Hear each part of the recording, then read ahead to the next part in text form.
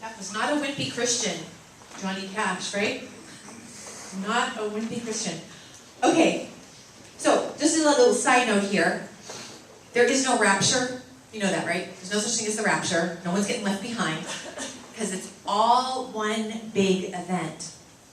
The resurrection of the body, the final judgment, the end of the world, the apocalypse, the wedding of the Lamb. There's no zombie apocalypse because there's no zombies, no such thing as zombies. The second coming of Christ, it's all one big event. No one's getting left behind in 1,000 years of this and that and the other thing. That was a Protestant heresy that sprung up like the late 1800s. And not even all Protestants believed it. Then it started to get into the evangelical crowd. They started writing those books and making those Left Behind movies, scaring everybody. No such thing. Okay? It's taking one phrase of the Bible and taking it out of context.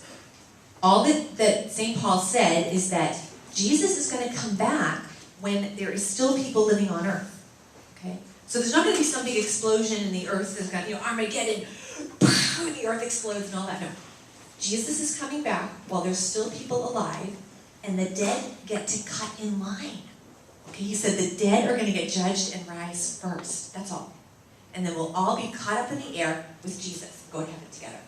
Okay? Those who are going to heaven. Okay? So it's taking one little phrase of the Bible out of context. No need to be afraid.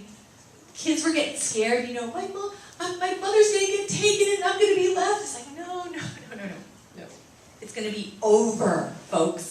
The end. No epilogues, no sequels. Okay.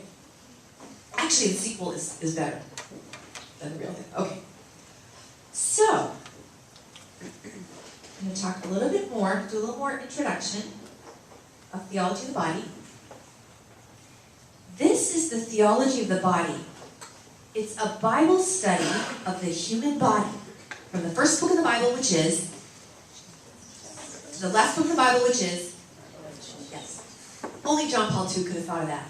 A Bible study of the human body. This is the Bible. It's a love story from Genesis to Revelation. Satan says it's a rule book, right? God says it's a love story. Satan says it's a rule book.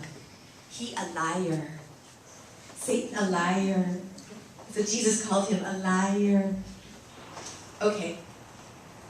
The Bible begins with an earthly marriage. Did you ever notice that? That of whom? Adam and Eve. And it ends with a heavenly marriage. That of whom? Jesus and the church. God and us. Yes. How many people, when they go to read a novel, they flip to the end to see how it ends if you really want to bother reading the whole book, if it's a good ending?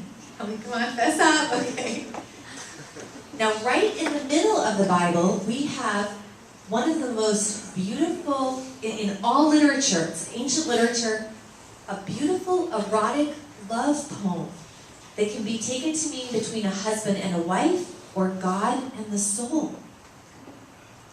So we have a marriage in the beginning, the middle, and the end of the book. Don't you think that would tell you something about what the Bible's really all about? We're going to talk tomorrow about what eros really means. So God loves us so much, He wants to marry us. That's how much God loves each one of us. Not just marrying like the whole church or all of humanity. He wants each one of us. He wants to marry. That's how much He loves us. This is a beautiful mosaic in Rome called the Nuptials of the King. Jesus marrying His bride, the church. Why do you think the number one image of how God loves us in the Bible is marriage? Why not parent-child, or friends, or cousins, or colleagues, or fraternity brothers, or sorority sisters? Why is it marriage? Permanent, yes. What else? No one's ever said that before, actually. Yes. Well, if you think about all the properties of marriage, what marriage really is, we can apply that to the way God loves us. It is the most intimate form of union that we know. Body and soul. And new life can come from it. So even though marriage is very common and most people are called to it, it's the ordinary way of holiness, not everyone is. Not everyone is going to be called to that and participate in that very unique love and life of God. So marriage is something very, very special. One lady said to me, it contains all the loves. Isn't that beautiful? Because there's friendship in marriage too, right? Yeah. Okay. So marriage is how we know God loves us. And even if you're not married, we have what's called the spousal meaning of the body. And what that means is that our bodies are obviously made for one another, right? So a man's body makes no sense without a woman's body, right? The design of it makes zero sense. A woman's body makes zero sense, the design of it, without a man. So obviously we're made for union, we're made for each other. But this also says something about us and God. We're also made for God. So all of life is about marriage, and this is why the church is so careful with it. The church isn't strict about marriage, we're careful with it. Because this is how we know God loves us. You can't mess with it. But first of all, the body is for the Lord. The body is for the Lord. Before we can make a gift of self to someone else, our bodies are for the Lord. Our bodies have their own relationship with the Lord, even if we're not aware of it. Our bodies are in relationship with the Lord. Okay. We belong to Him. He bought us with His blood. We are never alone. So do you see how theology of the body is very heaven-centered? Do you notice that? We're talking a lot about heaven, the resurrection of the body, what's coming. We're on this journey. We have a goal. So let's just talk real briefly about heaven and hell. Let's start with hell. What are the common depictions of hell in the pop culture? Cartoons, ads, etc. What does it look like? Fire. Guy with the tail. Little guy with a tail and a pitchfork, and horns. It's red. But isn't it also a little bit like Las Vegas? It's kind of like a devil-themed discotheque or nightclub, you know, and kind of partying down there, right? You know, this drives me crazy, okay? Hallmark, little devil on the card. Burning in hell won't be so bad. I know you'll be there too. Happy birthday to my funnest friend. This is terrible. Like, we laugh, but it goes in, right? We get this idea that, well, hell's not that bad, right? What about heaven? What are the depictions of heaven in cartoons? Clouds. Clouds. Sunshine. Sun is bright and shiny. Golden gates. Everything's white. What? Boring! Yes, do you really want to float around on a cloud for all eternity, strumming a harp, all dressed the same in these white robes? Okay, there are biblical precedents for this. We have these images of, the streets paved with gold and all of that. But those are just images, Which looks more fun? Which looks better? Heaven or hell? Hell looks a lot more fun, a lot more exciting, a lot more interesting, right?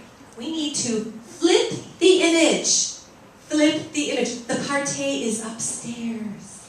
There's no party downstairs. Heaven is a wedding feast. That's how heaven is described in the Bible. It's not just a marriage, it's a marriage feast, it's a marriage party. Okay? Hell, we don't have friends in hell. We hate each other's guts. We're in pain, and it smells bad. You do not want to go there. Okay? But again, we get this crazy idea like, well, hell looks more interesting, but I'm not supposed to want to go there. Heaven looks boring, so, earth looks better kind of than both. I just want to stay here, right? No. Gotta flip the image. And, I really think that the Catholic Church has been doing some really bad storytelling for a while, okay? Don't we hate a movie when it doesn't do anything? Like, we're watching this action film, and all of a sudden, the action slows down, and, the characters aren't being developed, and you're like, it's just muddling around in the middle, right? And you're like, this is so boring, right? So, the Catholic Church, when I was coming up, they just told me, be a good person here and now. The end. What? So why? I've always been horrible. I was a horrible, cynical little child as well. It's like, why should I be good? What? Nobody talked about heaven. It wasn't like, folks, we're on a journey. This is an adventure. We have to figure out what's of value in life. We're going somewhere. There's a purpose to all this. It was just, be a good person here and now. The end. Bad storytelling. Very bad. I went to UCLA for screenwriting, and they went back to the ancient Greeks. Every story has to have a beginning, a middle, and an end. So we're like, oh, that's so simple. That's pathetically simple. Then why is it so hard to write good stories? And it is, right? Because it has to have a strong beginning, a strong middle, and a strong end. So, down with bad storytelling in the church. Okay, enough of that. All right, we are going to let you go in one step for a break as soon as I find my third introduction. Okay, so today we're going to talk about theology of the body, and tomorrow as well. And we are going to talk about sexuality. We don't get graphics, so nobody feels uncomfortable, and we can do this in a mixed crowd. But sexuality is one of the most sensitive, personal things we could ever talk about, right?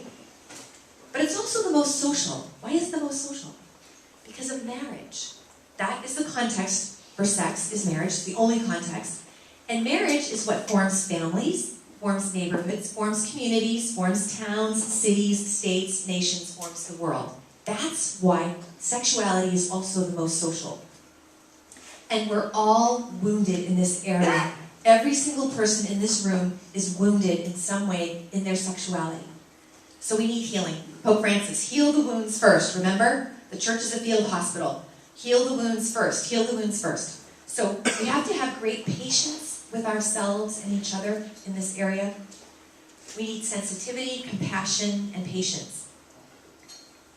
Theology of the body doesn't happen overnight. Even if you hear some stuff that you're going to absolutely love today and tomorrow, putting it into practice, it takes time. You know? So no one is pointing fingers. No one is being judged here. Theology of the body, however, is transforming. It can transform your life. Right? So thank you very much, and we're going to take a break until 11:15. Thank you.